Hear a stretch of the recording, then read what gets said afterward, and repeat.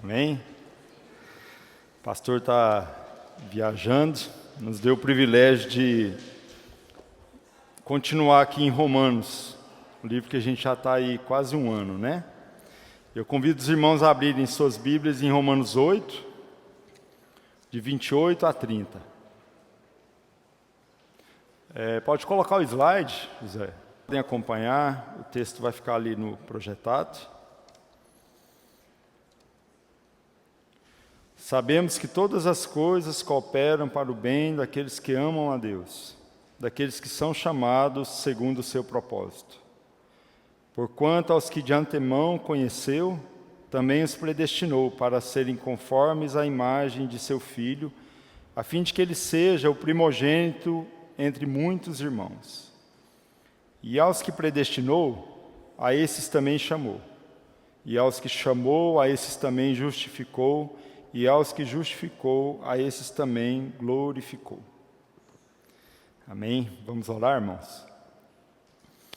Senhor, nós te louvamos, ó Pai, mais uma vez, por estar aqui, diante desse texto tão maravilhoso.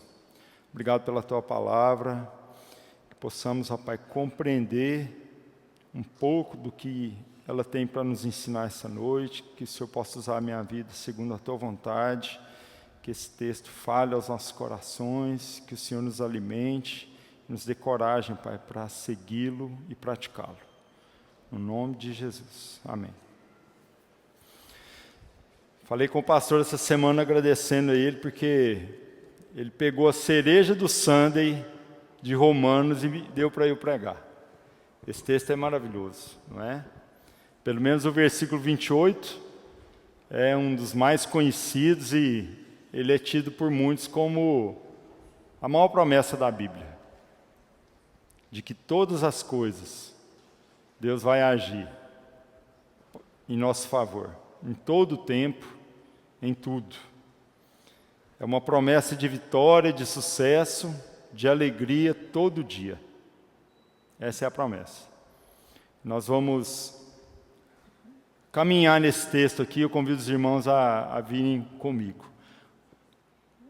O texto começa dizendo, sabemos que todas as coisas cooperam. Põe lá, José, sobrinho, sabemos, por favor, isso.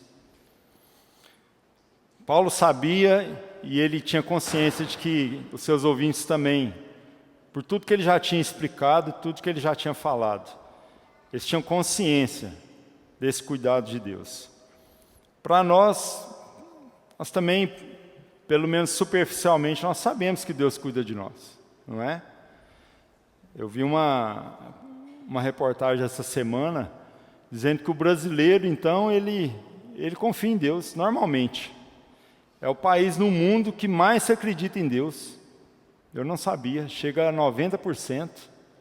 E esse porcentagem está 30% acima da média mundial.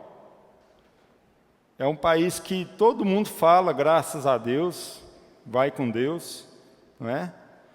Quando as coisas dão errado, todo mundo na rua fala, mas Deus sabe o que faz, não é? No fim vai dar certo, porque Deus manda. Às vezes as coisas dão errado para a gente, mas vamos lá, eu tenho fé que Deus vai consertar as coisas, é Ele que quer, não é?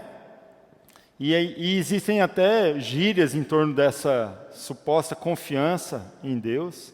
Às vezes a gente fala, se Deus quiser, a gente vai lá, não é? Às vezes a gente escuta alguém respondendo assim, não, Ele quer. Já viu?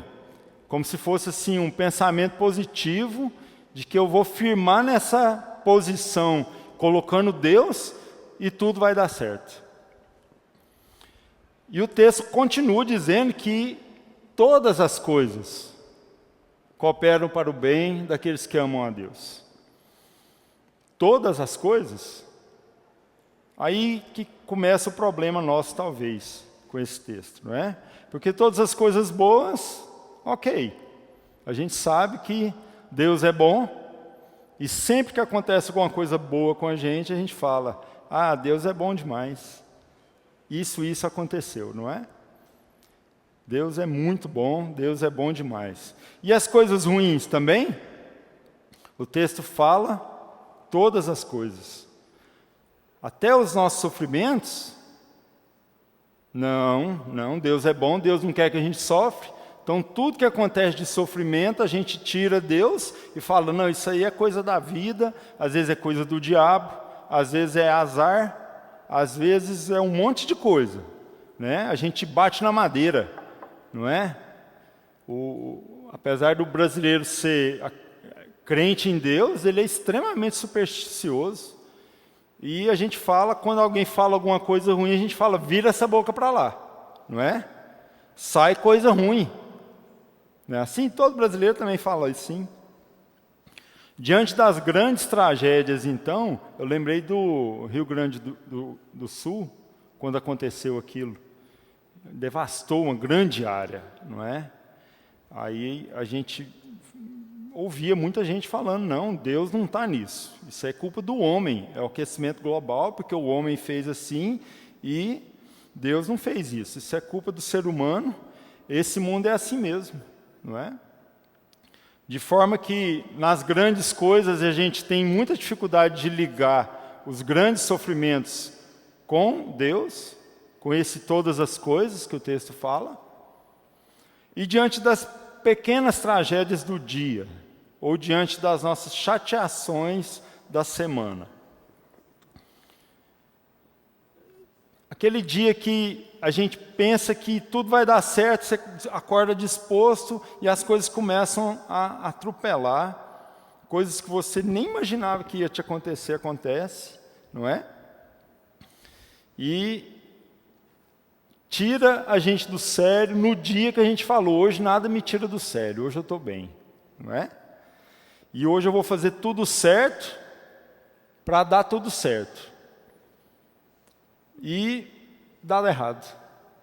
E às vezes quando a gente é frustrado num dia que dá tudo errado, o que o brasileiro fala? Ah, não, eu devo ter jogado pedra na cruz. Aí ele lembra do Senhor, porque às vezes tem alguma ligação entre o meu azar do dia e as coisas que me aconteceram e Deus. De forma que a gente vive nesse conflito. A gente sabe, por um lado, que Deus coordena a nossa vida, de certa forma. Por outro lado, a gente não sabe no que Ele está agindo de verdade, o que Ele está de longe, esperando para socorrer ou para me livrar de alguma coisa pior, que é o que a gente fala muitas vezes, não é? Acontece, irmãos, que a primeira lição desse versículo, esse Romanos 8, 28, é que essa promessa de que todas as coisas cooperam para o bem daqueles que amam a Deus, inclui principalmente os nossos sofrimentos. Tá bom? Primeira lição. Essa promessa, ela inclui principalmente os nossos sofrimentos. E a gente pode ver isso do contexto. O pastor vem estudando Romanos 8 já, né, alguns domingos. E a gente vê que desde há uns 4 domingos atrás, o pastor vem falando que esse texto fala de gemidos. São gemidos diversos. Começa com o gemido da criação, que está lá em decadência, a criação está em decadência, a gente sabe disso, e a Bíblia diz que ela aguarda a redenção dos filhos de Deus. Juntamente com a criação, a igreja sofre. A igreja tem uma esperança doída de que vai ser redimida finalmente, porque as coisas aqui não vão bem, de forma alguma. E domingo passado o pastor nos mostrou que junto com a criação e junto com a igreja, vem os gemidos do Espírito, que junto com nós e em nós, geme e intercede por nós nesse sofrimento. De forma que essa promessa ela está nesse contexto. Todas as coisas, inclusive e principalmente os nossos sofrimentos. Calvino diz que os nossos sofrimentos são assistentes da nossa salvação. E Deus incluiu eles no plano que Ele tem para a nossa vida. A nossa união com Cristo, a nossa conexão com seus sofrimentos e a sua glória. Veja, volte talvez uma página, Romanos 8, versículo 17 e 18.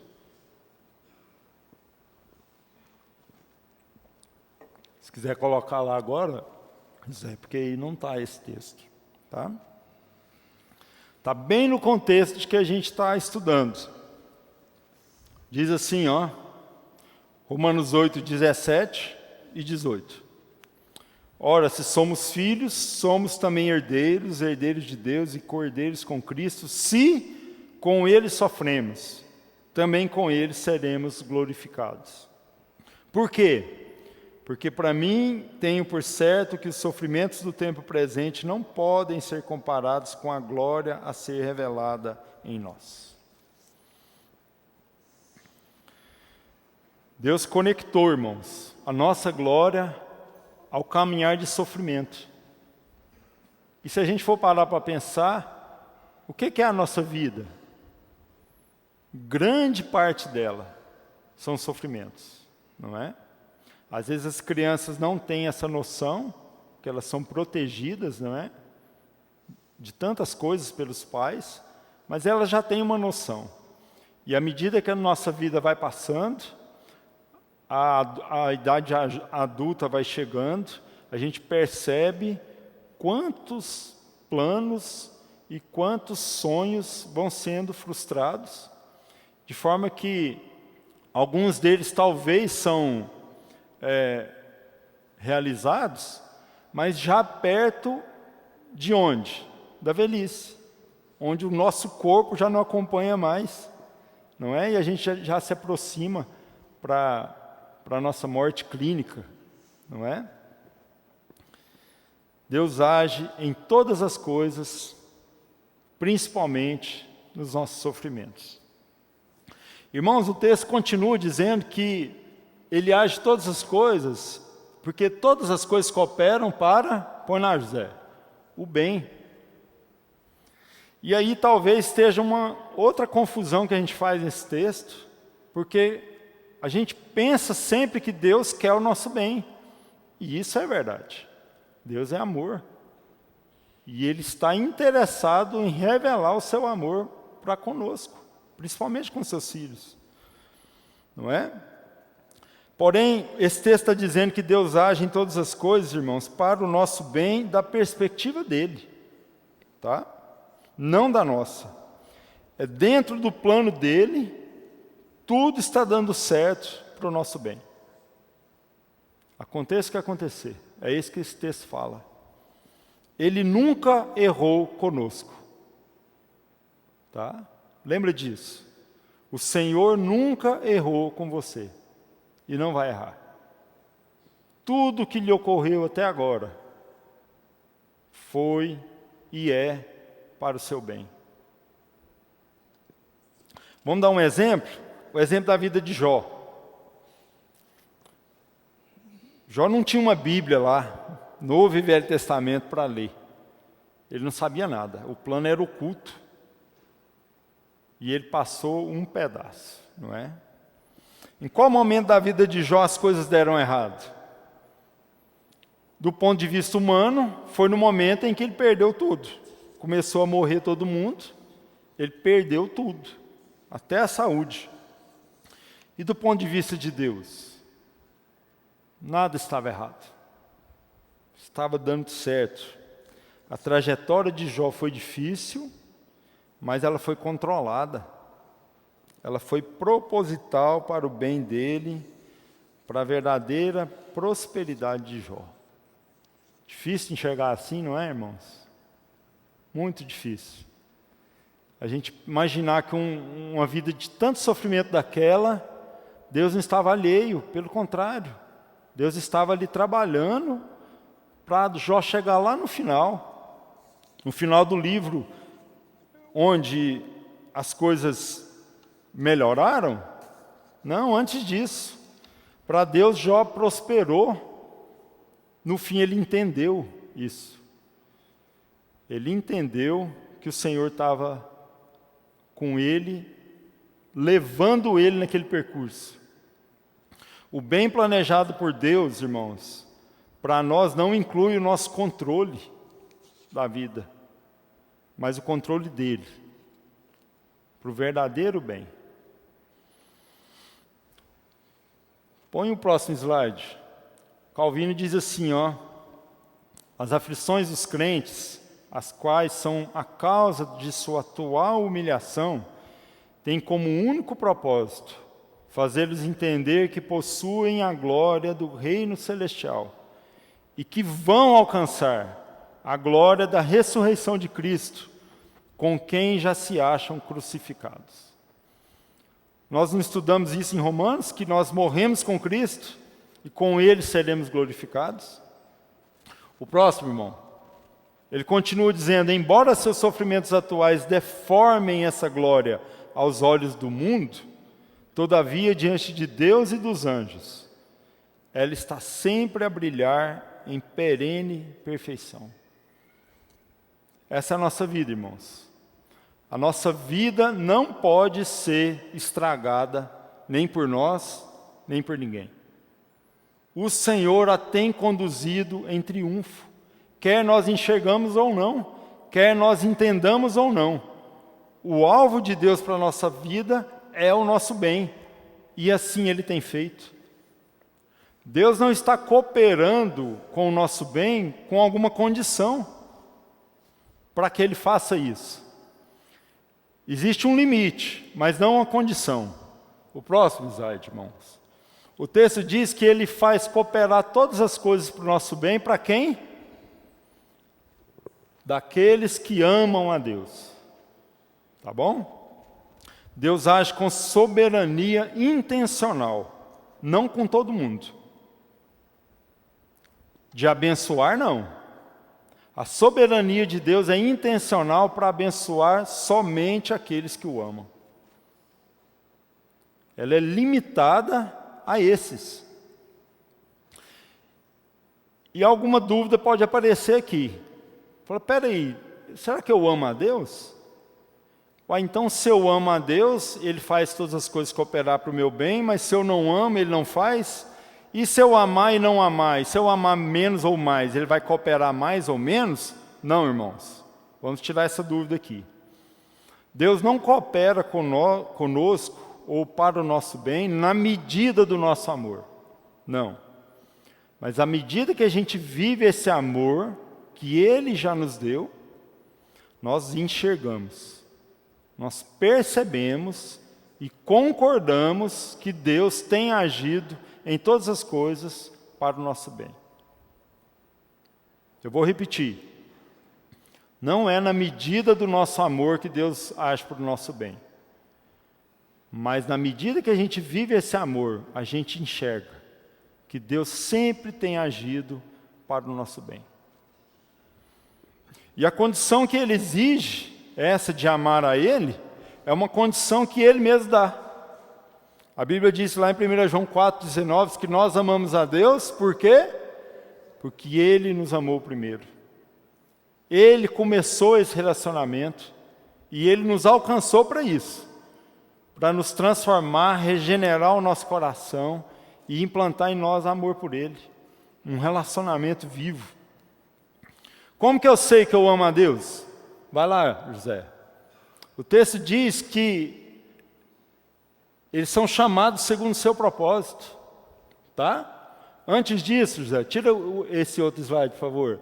Aqueles que amam a Deus são chamados segundo o seu propósito, tá? Ele nos amou primeiro e por isso Ele nos chamou. Um dia o Evangelho chegou até você e você creu. Foi o dia do seu chamado. Esse chamado não foi uma oferta que Deus deu para você recusar ou não. Não foi igual a gente chama um cachorro, vem, vem, vem, vem. O cachorro pode vir ou não, não é? Não, o chamado de Deus é como Jesus lá na porta do túmulo de Lázaro. Lázaro morto há 4 dias.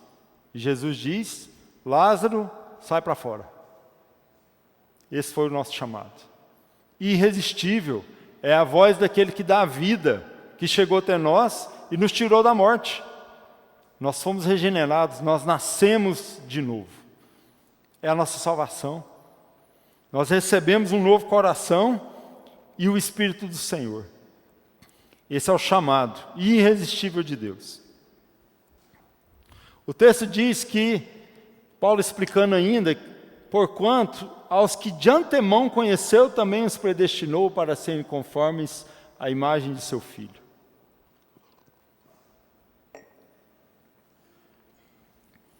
O que quer dizer, irmãos? Aqueles que de antemão conheceu. É um conhecimento prévio de Deus. Deus está lá no passado, lá na eternidade, aí Ele olha no futuro e vê a gente, aí vê a gente crente, aí por isso que Ele nos salva? Não. Esse conhecimento de Deus lá na eternidade não é que Ele viu que a gente ia crer e por isso nos escolheu. Não. Ele nos escolheu livremente e resolveu nos amar e nos adotar como filhos dele. Não é presciência, mas é eleição, irmãos. Antes de criar o universo, na eternidade passada, Deus resolveu te escolher. Ser alvo da sua graça e amor eternos. Mas eu não amo a Deus como deveria, mas vai amar. Deus te escolheu. Deus já olhou para você lá na eternidade e sorriu. E disse, esse é meu.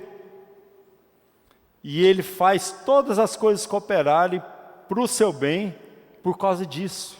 Por causa dessa eleição. Abre em 1 Coríntios 8:3, por favor, irmãos. Vamos ler todo mundo junto? Um versículo pequeno. Ele faz uma ligação entre esse conhecimento que Deus tem conosco e o amor a Ele. 1 Coríntios 8:3. Vamos lá, José. Vamos lá, todo mundo junto? Mas, se alguém ama a Deus, esse é conhecido por Ele. Antes de criar o universo, Deus resolveu te conhecer. Por isso você ama a Deus. Amém? Volta lá no texto, José. O texto diz que aos que de antemão conheceu, Ele predestinou. Essa predestinação aqui, irmãos, é algo específico, tá? É uma destinação prévia. O próximo slide vai mostrar para a gente, olha lá, que no meio da palavra predestinou, tem a palavra destino. É sobre isso que Deus estava tratando antes de tudo. Ele nos criou e nos escolheu para um destino específico. Um destino foi traçado para nós. Sermos conformados à imagem de seu Filho. É o projeto original. O homem não foi criado à imagem e semelhança de Deus? Quando Jesus nos regenera, nos salva, Ele nos traz de volta para sermos conforme a imagem do seu Filho. Porém, irmãos, mais do que isso, nós estamos sendo moldados à imagem de Cristo, na humildade de Cristo, rumo à cruz de Cristo. Nós cantamos aqui 2 cantos que falavam disso. Nós vamos para a cruz, porque é assim que nós seguimos a Cristo, não é? Ele falou, calcule o custo, quer me seguir? Pegue a cruz e siga-me. Venha matar o velho homem, vem comigo. E a gente foi. É nessa imagem de Jesus sendo crucificado, é que a gente é chamado para se assemelhar a Ele. E a gente foi predestinado a isso, irmãos. Põe lá, irmão. Olha o que o Calvino diz novamente. Aqueles a quem Deus agora educa sob a cruz, segundo o seu conselho, Ele chama e justifica imediatamente para a esperança da salvação, de modo que em sua humilhação não perdem nada de sua glória. Olha a promessa, irmãos. Caminhando para a cruz, seguindo a Cristo, não perdemos nada do ponto de vista de Deus. É a glória que Ele tem reservado para nós, seguindo a Cristo e sendo transformados à imagem de seu Filho. Põe lá, irmão. Vamos resumir até agora é uma paráfrase do Dr. Douglas Moo. Ele fez uma paráfrase desse texto que a gente leu, diz assim, ó. Vamos ler todos juntos? Sabemos que todas as coisas estão operando para o bem daqueles de nós que amam a Deus. E sabemos que esse é o caso, porque nós que amamos a Deus, também somos aqueles que fomos chamados por Deus para nos relacionarmos com Ele. Um chamado que está de acordo com o propósito divino de nos moldar à imagem de Cristo e de nos glorificar. Amém? Que maravilha, irmãos. O Senhor já colocou um projeto fechado para nós. Esse projeto, nos glorificar. Para isso, Ele nos molda à imagem do Seu Filho. Para isso, Ele nos chama, Ele nos predestina, Ele nos escolhe. Continua, irmãos. Vamos para o final do texto agora. Vai lá, José. O texto ainda diz que aos que de antemão conheceu, também os predestinou para serem conformes à imagem de seu Filho, a fim de que ele seja o primogênito entre muitos irmãos. E qual é o alvo? É o finalzinho lá, ó. Glorificou. E aos que predestinou, a esses também chamou. Aos que chamou, a esses também justificou, e aos que justificou, a estes também glorificou. Esses são os elos, irmãos, da salvação. De antemão conheceu, depois predestinou, chamou, justificou e glorificou. Irmãos, Deus está colocando diante de nós aqui o plano dele. Lá antes de criar o universo, os que de antemão conheceu, percorrendo toda a história e chegando aonde? Lá na glorificação. De eternidade passada até a eternidade futura, o plano de Deus sobre nós é fechado, é completo, é para o nosso bem. Quem é que foi glorificado? Já é passado. Veja que os verbos estão todos no passado. É obra concluída. É certeza. Vai acontecer. Quem é que foi glorificado? Todos os que ele justificou. Todos os que ele justificou vão ser glorificados. Quem é que foi justificado? Todos os que ele chamou. Quem que foi chamado? Todos os que ele predestinou. Quem foi predestinado? Todos os que ele conheceu. De antemão, isso é, que ele escolheu exercer seu amor. Os estudiosos dizem que é o seu deleite ativo. É você e eu, irmãos. Os que cremos em Cristo, somos alvos do seu amor eterno. Todas as coisas do passado, do presente e do futuro cooperam para o bem daqueles que amam a Deus. Todas as coisas, em toda a história, o tempo todo. A providência soberana de Deus não é apenas reativa. Deus não está, irmãos, apagando fogo na nossa vida. Não. Como se Ele pudesse só interferir nas circunstâncias da nossa vida de fora. As circunstâncias da vida acontecem e Deus vai lá e interfere. Não. A sua soberania é total e intencional. Ela é ativa e proposital para o nosso bem. Amém? Como que a gente aplica isso na nossa vida diária? Pode deixar o texto aí desse jeito, João Zé. Obrigado. Você já entregou sua vida para Cristo? Você já creu em Cristo, de verdade? Você é dele? Se não for, faça isso hoje. E vem morar em Romanos 8, 28. Esse é o convite do Senhor. Vem confiar de que todas as coisas da sua vida serão propositais por Deus para o seu bem eternamente. Você está morando em Romanos 8, 28? Você já creu em Cristo? Se você já creu, eu te pergunto, você está morando em Romanos 8, 28? Você sabe disso? Ou você tem procurado substitutos na sua vida? Às vezes, irmãos, é o que a gente faz. Quais são os substitutos para essa promessa que a gente, às vezes, cria? Geralmente são os nossos planos, não é? Os nossos planos maravilhosos. A gente quer descansar neles, para que tudo vá bem na nossa vida. Deus não nos projetou para isso, irmãos. Deus quer que a gente confie nele. Esses dias eu estava na porta da igreja aqui, depois da escola dominical. Aí o Reginaldo chegou para mim para fazer uma pergunta, eu fiquei até honrado assim. Ele falou assim, Fausto, onde é que você faz seus investimentos? Eu respondi na bucha, na farmácia.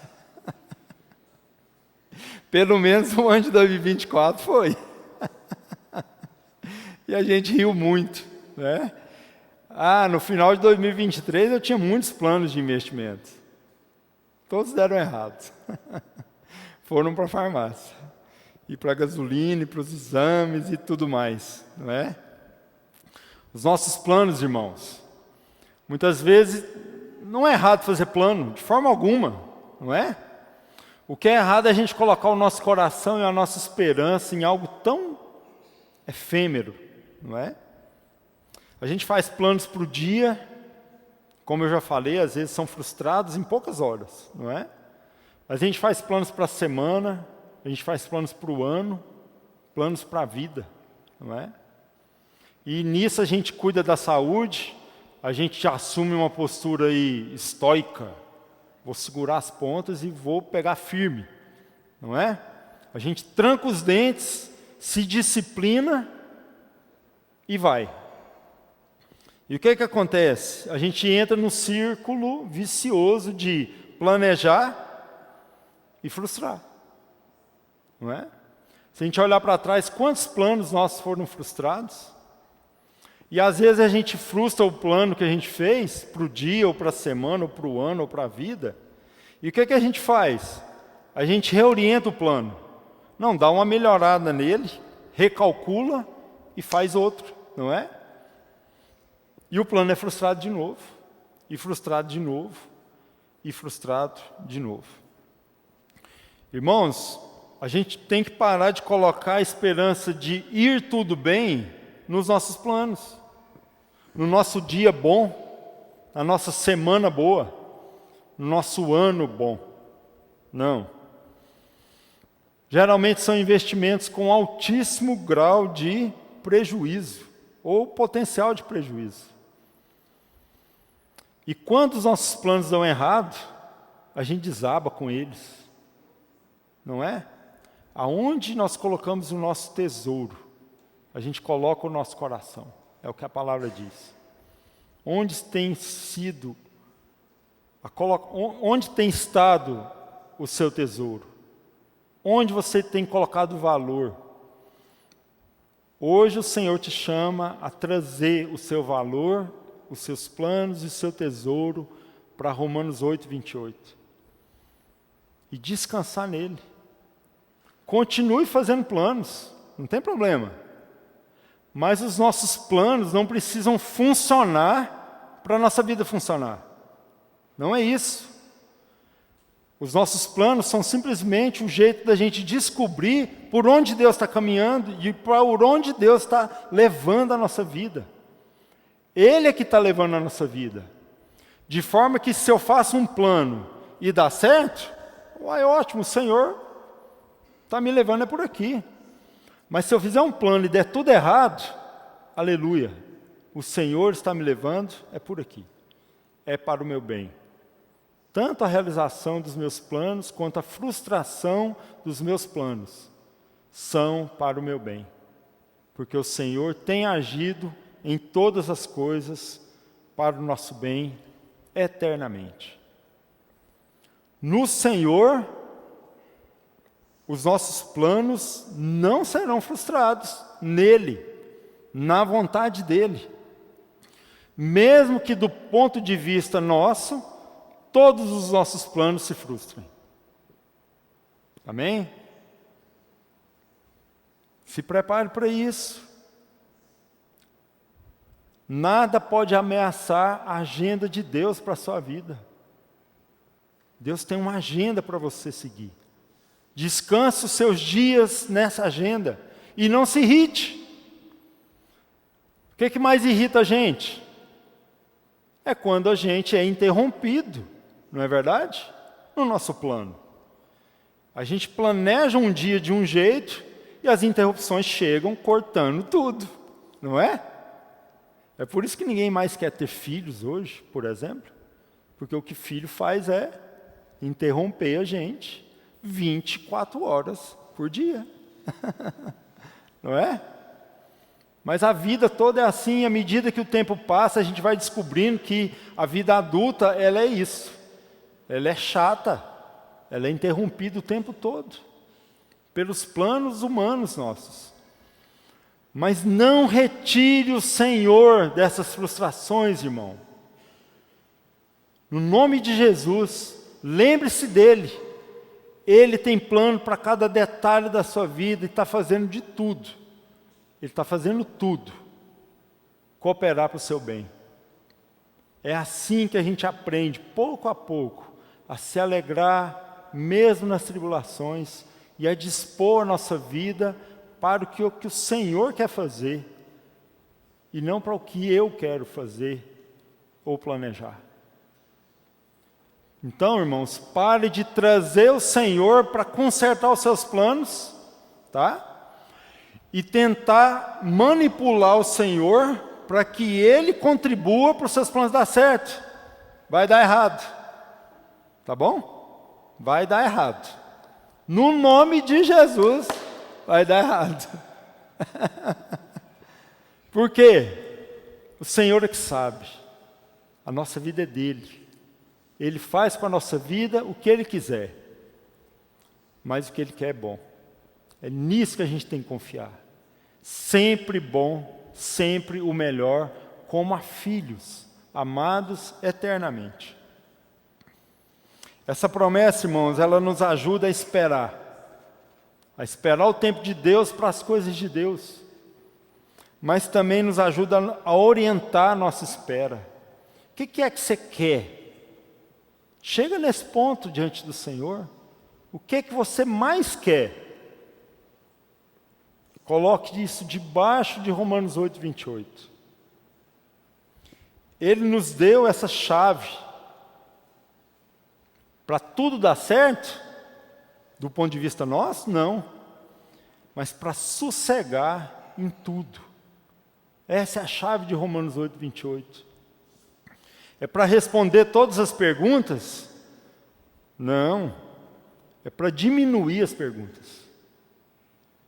O Senhor quer sossegar o seu coração. Em todas as circunstâncias. Para isso Ele nos deu isso aqui, ó, irmãos. A palavra dEle. Esse aqui é um manual de como sofrer. A melhor forma de sofrer está aqui. Na presença do Senhor. Você não precisa fazer sua vida funcionar, irmãos. Você precisa, e nós precisamos, é andar com o Senhor. Nas lentes da palavra. Nesses olhos bons que Ele nos deu, pela fé. São os olhos da fé. Se os seus olhos forem bons, todo o seu corpo será luminoso. Tudo irá bem, sim, porque você vai começar a enxergar do ponto de vista do Senhor e do ponto de vista dEle. Tudo coopera para o nosso bem eternamente. E assim será. Amém? Vamos orar, irmãos?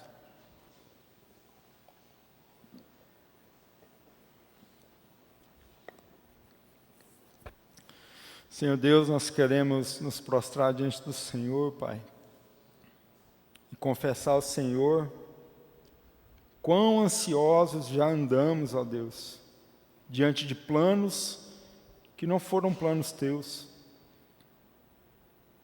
Nos ajude, ó Pai, a andar contigo, dia a dia. E a lembrar, Pai, pelo Teu Espírito, de que todos os nossos dias, o Senhor está neles. O Senhor tem planos para minutos, horas, dias, anos, para todo o nosso tempo, para toda a eternidade. O Senhor cuida de tudo. Nos ensina a descansar na Tua agenda, Pai, não na nossa.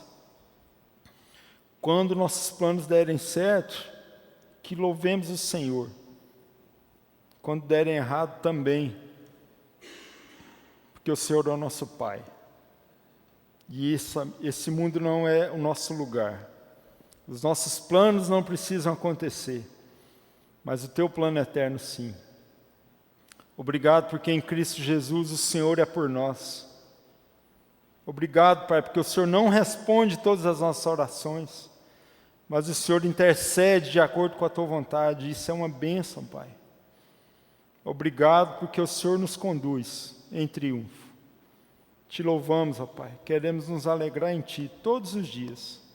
Queremos voltar os nossos olhos para a Tua palavra, exercitar o amor que o Senhor colocou no nosso coração por Ti, a nossa confiança no Teu plano.